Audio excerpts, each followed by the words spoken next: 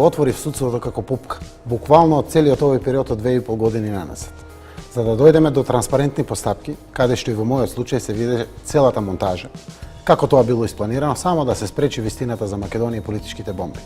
Денеска нема нарачување на судски одлуки, дефинирање на обвинителни акти, прогон против политички противници.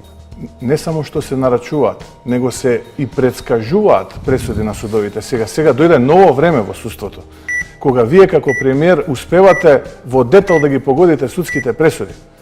Или сте некој потомок на Баба Вања, или па можеби знаете нешто што јас не знам и граѓаните.